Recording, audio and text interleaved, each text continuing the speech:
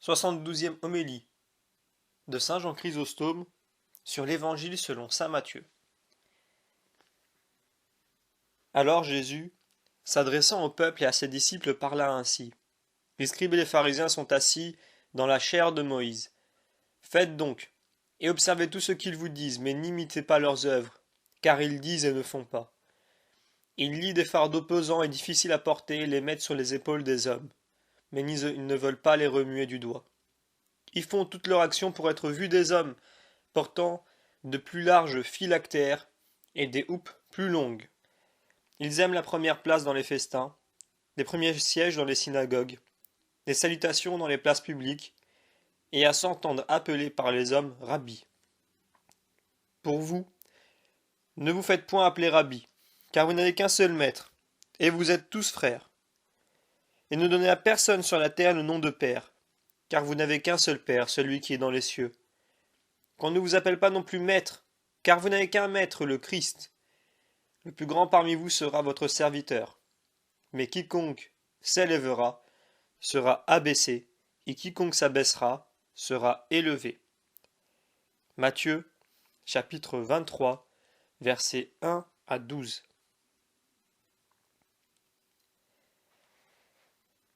Qu'est-ce dire alors? C'est-à-dire, lorsqu'il lui dit de ce qui précède, lorsqu'il lui fermait la bouche à tous ses contradicteurs, lorsqu'il les eut confondus et réduits à ne plus oser le tenter par leurs questions insidieuses, lorsqu'il a fait voir que leur malice était sans remède. Après avoir tiré cette parole du psaume, le Seigneur a dit à mon Seigneur, il en appelle encore à la loi. Et il n'y a pas lieu de s'en étonner, en effet, bien que la loi ancienne n'eût point marqué aux Juifs qu'il y eut deux personnes en Dieu, et qu'elle les assure souvent qu'il n'y a qu'un seul Dieu. Il suffisait néanmoins que David le leur eût appris, puisque l'Écriture même comprend quelquefois par ce nom de loi toute l'étendue de l'Ancien Testament. Enfin, il leur témoigne ici quelle estime il fait de lui de Moïse, de la loi de Moïse, en obligeant le peuple de la respecter dans la bouche de ses plus grands ennemis. Jésus-Christ voulait montrer par toutes ces paroles qu'il est dans une union parfaite avec son Père, puisque s'il pouvait lui être opposé en quelque chose, il lui fait paraître en parlant contre la loi. Cependant, il témoigne ici avoir pour elle une si grande déférence, que quelle que soit la corruption de ceux qui l'enseignent, il veut néanmoins que ceux à qui elle est annoncée la pratiquent et qui lui obéissent très fidèlement. Il s'entend ensuite à parler des pharisiens et de leur conduite, parce que la principale cause qui les empêchait de croire en lui, c'était le dérèglement de leurs mœurs et leur passion pour la vaine gloire. Voulant donc ici former les peuples qui l'écoutaient, il commence par un avis très considérable et très important pour leur salut, en leur défendant de mépriser leur maître et de s'élever contre les ministres de Dieu qui leur annonçaient sa loi. Il ne se contente pas de leur recommander si particulièrement ce point, il le pratique lui-même, puisqu'il ne prive pas de pouvoir d'enseigner ces pharisiens qui en étaient si peu dignes. Il attire ainsi sur eux une condamnation encore plus sévère et il leur ôte à leurs disciples tout prétexte de désobéissance. Il ne veut pas qu'ils puissent dire le maître qui m'instruit est tout corrompu lui-même, et je ne puis me résoudre à l'écouter ni à pratiquer ce qu'il me dit. Il commande à ses disciples de leur obéir quels qu'ils soient.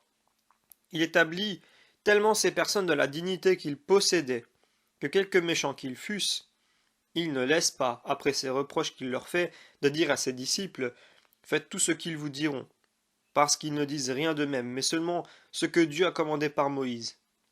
Mais considérez ici quelle déférence Jésus-Christ a pour Moïse, et combien il témoigne partout l'union de l'Évangile avec la loi. Il dit qu'on doit honorer ses prêtres à cause de la loi de Dieu qu'ils annoncent. Ils sont, dit-il, assis sur la chair de Moïse. Nous pouvons les honorer, ni les rendre vénérables par eux-mêmes, et par la sainteté de leur vie. Il veut néanmoins qu'on les respecte à cause de ce siège d'honneur dans lequel ils sont assis, et de cette doctrine sainte qu'ils enseignent. Ce mot « faites tout » n'enferme pas généralement tout ce qui est dans la loi, mais comme ce qui regarde les viandes, les sacrifices et les autres cérémonies, car comment aurait-il établi ici ce qu'il a détruit ailleurs? Mais il entend seulement par ce mot tout ce qui regarde le règlement de notre vie. et tout ce qui peut s'accorder avec la loi nouvelle, sans nous accabler des fardeaux insupportables de l'ancienne. Vous me direz peut-être, pourquoi le Fils de Dieu ne donne-t-il pas cette autorité plutôt au ministre de la loi de grâce qu'au ministre de la loi de Moïse? C'est parce qu'il n'était pas encore temps de révéler ces mystères avant sa mort. Outre qu'il avait encore une autre raison particulière d'agir de la sorte, comme il allait les accuser de beaucoup de crimes, il veut d'abord ôter aux personnes les plus simples tout ce jeu de croire qu'ils se portaient à ses reproches par un secret désir de leur ministère ou par quelque mouvement de haine et d'envie. Il prévient d'abord ce soupçon, afin d'avoir ensuite plus de liberté de les reprendre. Mais pourquoi les condamne-t-il avec tant de force? C'était pour avertir le peuple de ne point tomber avec eux dans le précipice, en imitant leur mauvaise vie. Car il y a bien de la différence entre montrer simplement le mal qu'on doit éviter, ou en montrer les dangereuses suites, par le malheur de ceux qui y sont déjà tombés, comme il y a bien de la différence entre donner d'excellents avis aux hommes pour les porter à quelque vertu, ou leur en montrer l'avantage dans l'exemple de ceux qui s'y sont rendus habiles. Jésus-Christ dit d'abord à ses disciples, ne faites pas ce que vous les voyez faire, afin qu'ils ne puissent conclure que, puisqu'ils devaient les écouter, ils devaient aussi les imiter. Ainsi, l'honneur qui les oblige de rendre à ces maîtres corrompus tourne à leur confusion, puisqu'ils condamnent les dérèglements de leur vie, et qu'il assure qu'on ne peut les imiter sans se perdre. C'est donc là la principale cause pour laquelle il les accuse ici de leur désordre avec tant de véhémence.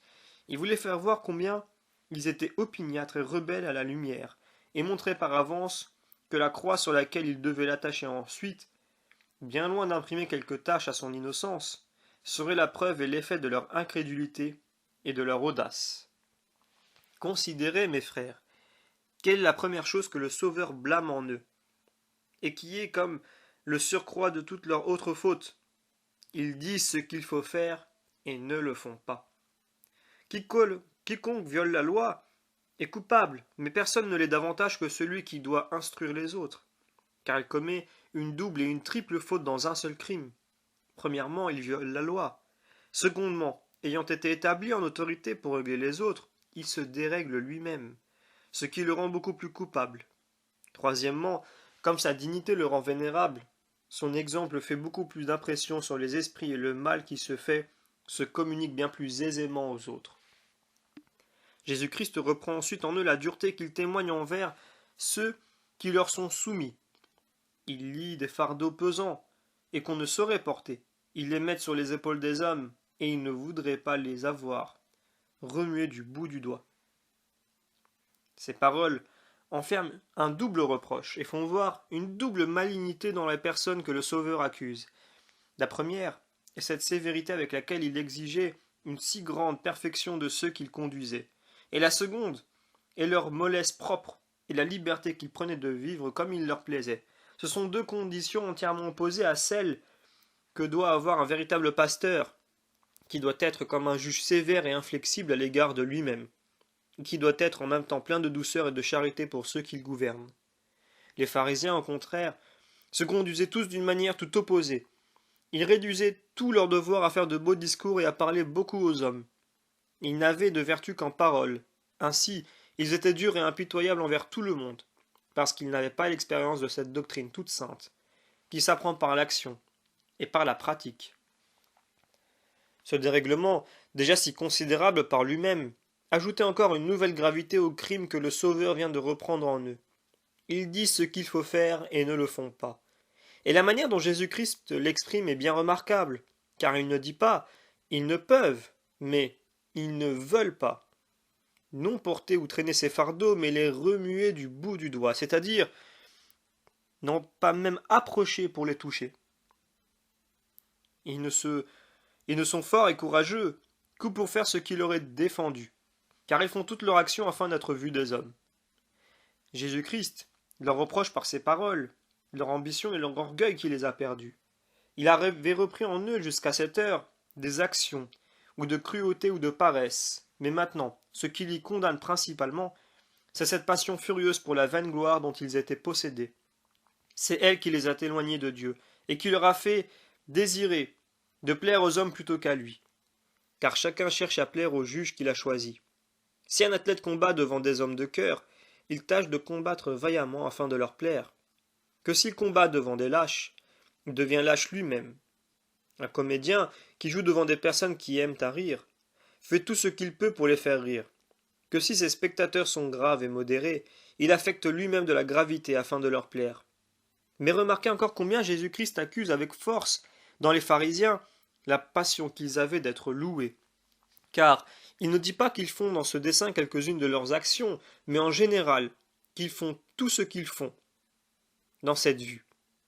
Après qu'il leur a reproché ce désir si passionné pour la vaine gloire, il leur montre aussitôt leur folie, puisqu'ils ne faisaient rien de grand qui méritât quelque louange, et qu'ils s'enflaient des choses les plus viles et les plus méprisables, étant non seulement ambitieux, mais l'étant encore d'une ambition basse et honteuse.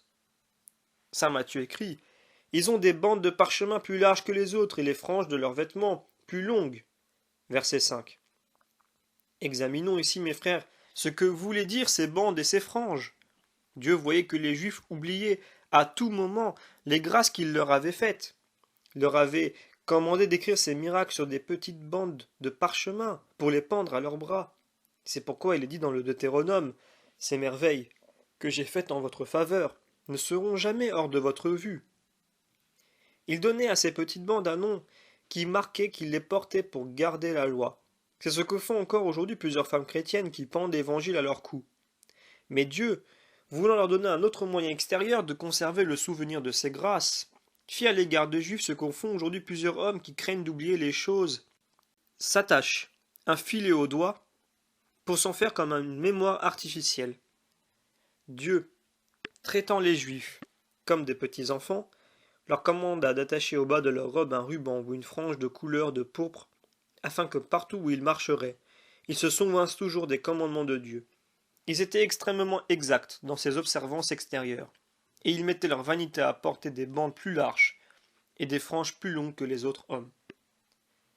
Mais pourquoi, ô pharisiens, étendez-vous ainsi ces bandes? Pourquoi affectez-vous de porter des franges si longues? Mettez-vous la vertu dans un ruban? Dieu ne demande point de vous que vous agrandissiez ces bandes et ces rubans, mais que vous vous souveniez de ces grâces, et que vous en témoigniez de la reconnaissance par la droiture de votre vie, que si Dieu nous défend de chercher de la gloire dans nos jeûnes, dans nos aumônes et dans nos autres actions de piété qui sont pénibles et laborieuses, comment vous, ô pharisiens, pouvez-vous en rechercher dans des choses extérieures, qui vous reprochent au contraire votre peu de vertu et votre insensibilité en faveur de Dieu? Mais la vanité de ces hypocrites ne se terminait pas là. Il s'étendait encore à d'autres bassesses plus grandes. Saint Matthieu écrit: Ils aimaient la première place dans les festins, et les premières chaires dans les synagogues. Ils aiment à être salués dans les places publiques et à être appelés maîtres par les hommes. Versets 6 et 7. Quoique ces choses paraissent petites, elles sont néanmoins la cause des plus grands maux, et elles ont souvent attiré des malheurs effroyables sur des provinces entières et sur le royaume même de Jésus-Christ. Je ne pus retenir mes larmes lorsque j'entends parler de cet amour des préséances, de ce désir d'être salué de tout le monde. Je repasse en moi-même combien de ruisseaux funestes sortis de cette source ont inondé ensuite l'Église. Mais ce n'est pas maintenant le temps de s'arrêter à déplorer ces malheurs, et les personnes un peu âgées qui ont vu ce qui s'est passé du temps de nos pères n'ont pas besoin que je les en instruise. Remarquez ici, mes frères, que les pharisiens faisaient paraître davantage leur orgueil et leur vanité au lieu même où ils devaient être le plus humbles et les plus modérés, puisqu'ils étaient obligés de témoigner plus de douceur et de modestie dans les synagogues, où ils n'entraient que pour former leurs disciples à la vertu.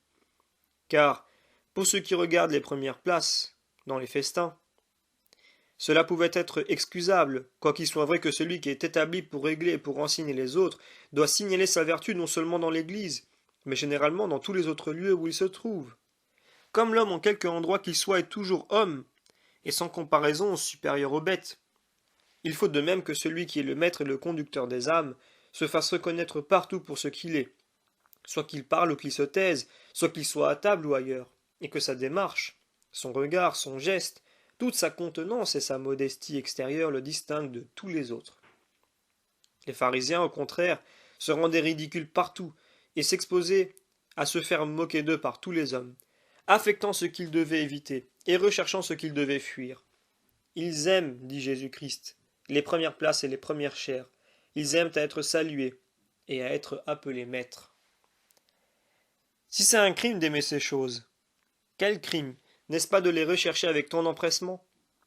Jésus-Christ avait jusqu'ici passé assez légèrement sur les autres abus des pharisiens, qui ne pouvaient nuire à leurs disciples et qui s'étaient contentés de les condamner et de les blâmer. Mais quand il s'agit du désir des préséances et des dignités, ou de rechercher par ambition la chair de vérité pour instruire les hommes, le Fils de Dieu s'y arrête davantage.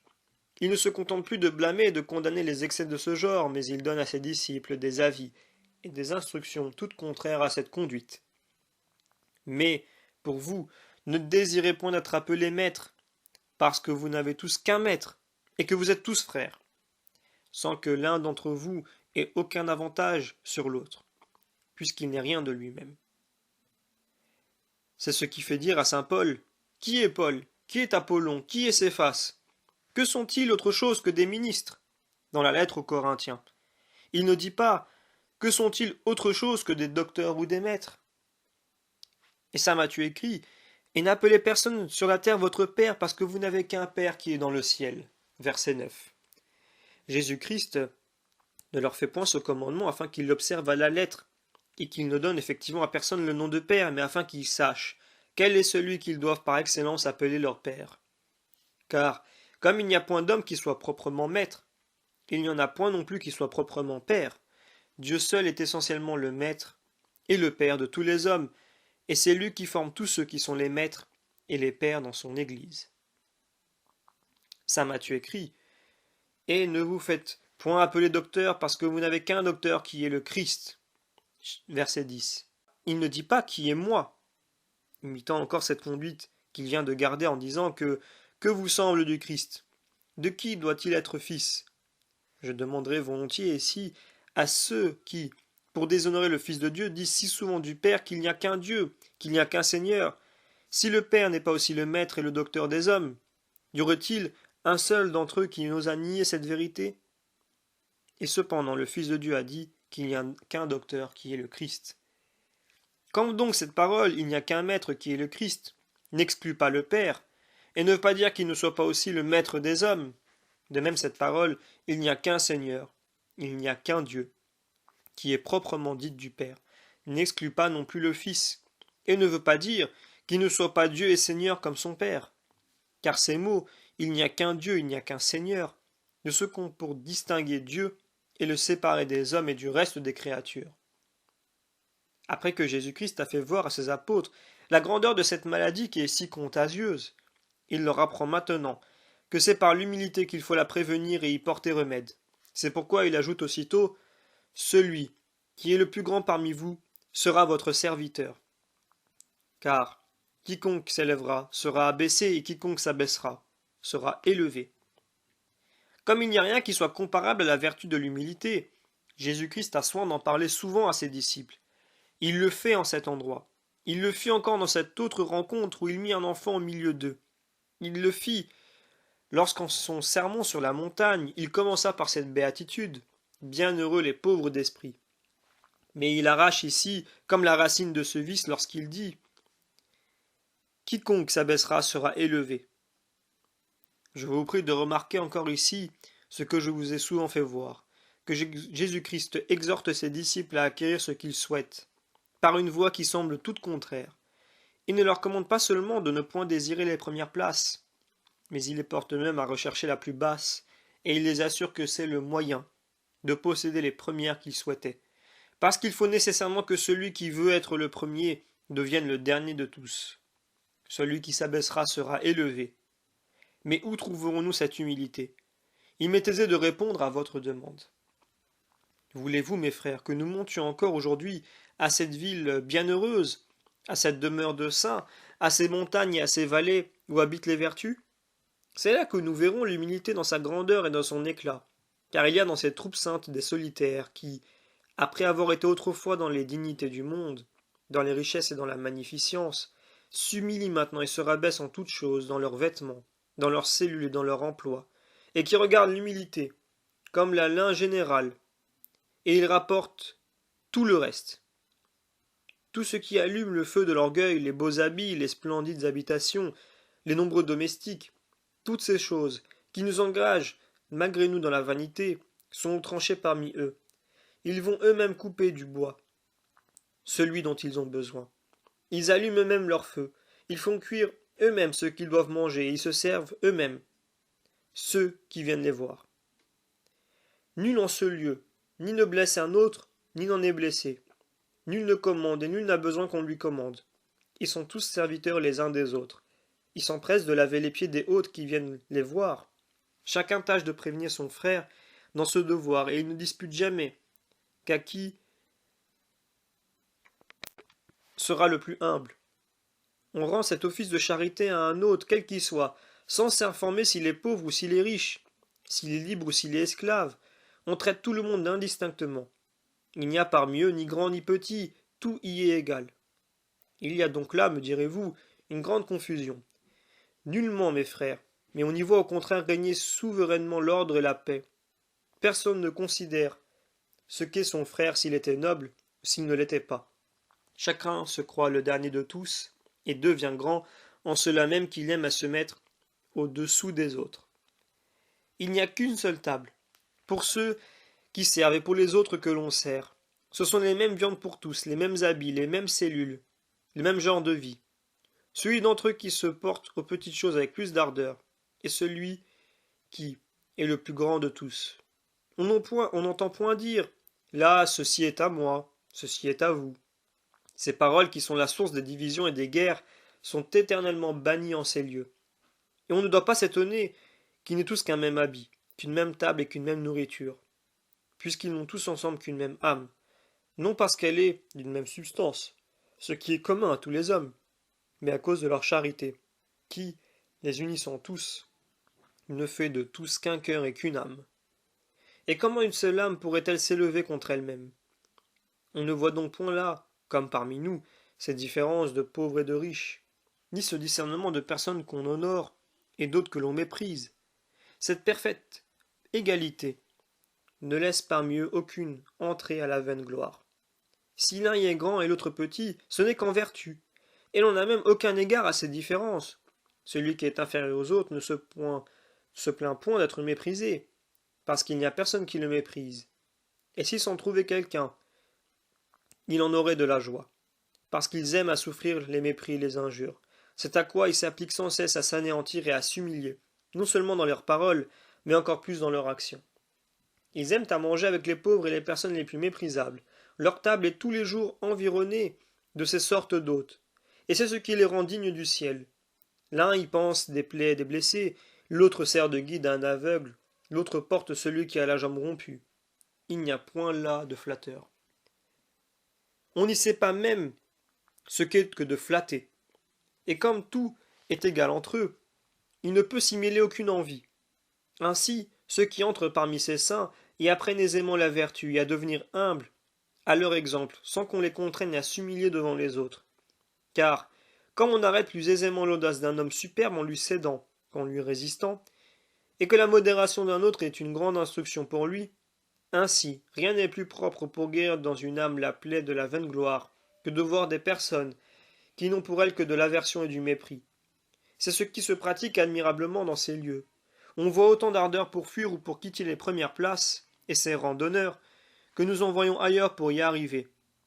On y aime, non à se faire honorer, mais à honorer les autres. Les ouvrages même des solitaires et les occupations où ils s'emploient les portent encore à l'humilité, et étouffent en eux tous les mouvements de la vaine gloire. Car qui peut devenir superbe en bêchant la terre, en arrosant des herbes, en faisant des paniers d'osier et d'autres choses semblables? Comment pourraient-ils s'élever dans leur cœur en s'offrant, comme ils font, la pauvreté, la faim, la soif et toutes les autres nécessités de la vie? Ainsi, l'humilité, comme je viens de le dire, est parmi eux une vertu bien aisée. Il est très difficile de ne devenir pas superbe parmi les louanges et les applaudissements des hommes.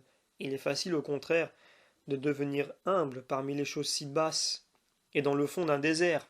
C'est là qu'on traite avec Dieu seul à seul. On n'a pour compagnie que soi-même. On n'y voit qu'un oiseau qui vole, qu'un arbre qui est agité des vents, qu'un ruisseau qui coule le long d'une vallée. Par où donc l'orgueil attaquerait-il un homme dans une si profonde solitude? Ce n'est pas néanmoins que nous soyons excusables au milieu des villes de nous laisser aller à cette passion. Abraham vivait au milieu des Cananéens, et ne laissait pas de dire à Dieu, je ne suis que terre et que cendre. Dieu était dans la cour et dans les armées, et cependant il disait, pour moi je suis un vermisseau, et non un homme.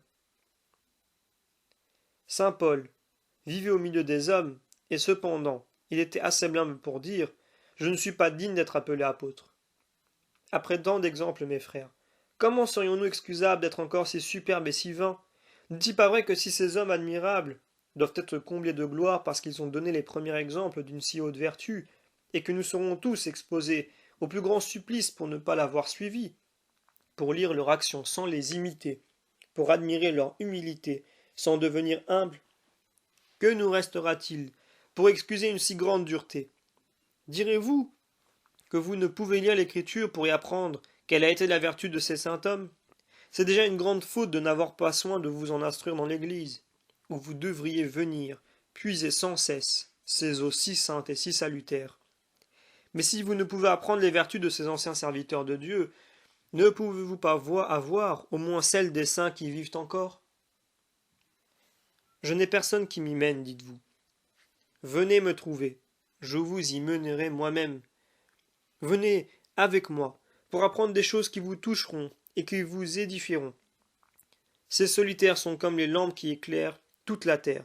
Ce sont comme des remparts qui vous serviront de défense. Ils ont recherché les déserts pour vous apprendre à mépriser le monde. Il faut être fort pour trouver le calme au milieu de la tempête. Mais pour vous qui êtes faibles, vous avez besoin de repos, après cette agitation continuelle où vous expose l'engagement que vous avez dans le monde.